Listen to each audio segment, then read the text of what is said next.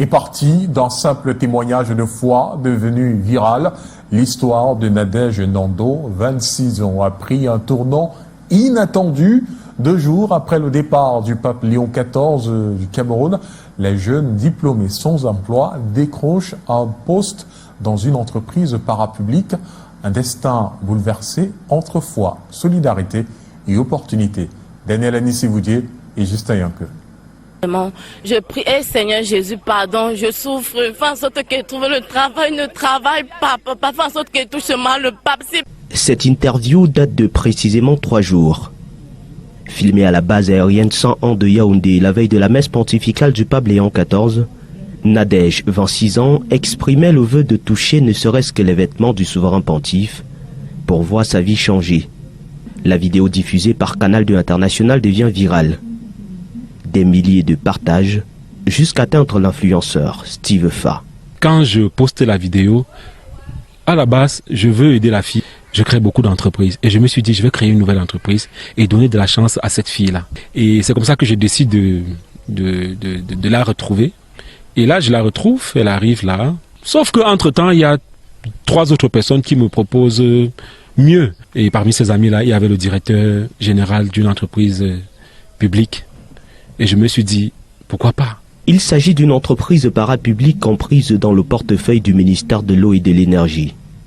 Son directeur général, lui-même fervent croyant, n'est pas resté insensible à une telle démonstration de foi. 2 jours seulement après le départ du pape, la situation de Nadège bascule.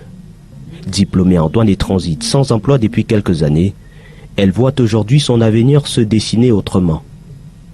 Une transformation rapide, presque irréelle. Je suis quittée de 0 à l'infini. Je suis quittée de mon village à Paris. Pour moi, vraiment, c'est tout en fait, c'est le maximum. Dieu ne dort pas. Dieu ne dort pas parce que jusqu'à présent, tout bascule dans ma tête. J'étais en licence et puis je n'ai pas pu continuer en master. C'était chaud, ça n'allait pas.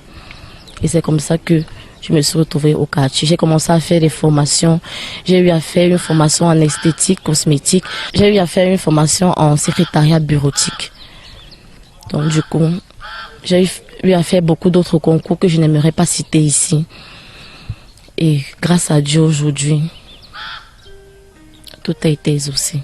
Mais comment interpréter un tel enchaînement? Au-delà de l'émotion suscitée par cette histoire, des spécialistes y voient une illustration concrète de la puissance de la foi. La foi, c'est la manifestation des choses qu'on espère. Alors si on parle de cette définition, on peut conclure que cette jeune femme avait la foi. Mais que l'on se comprenne bien, elle n'avait pas foi au pape. Non, elle avait foi en Dieu. Alors elle a commencé par considérer que le pape est un serviteur de Dieu par son cœur, par sa croyance, par l'envie, par le désir. Elle a assisté à la célébration pontificale. Elle a communié spirituellement et c'est Dieu qui a réalisé son vœu. Entre foi personnelle et opportunités humaines, l'histoire de Nadège illustre une réalité. Parfois, il suffit d'une voix pour changer une vie. Il y a aussi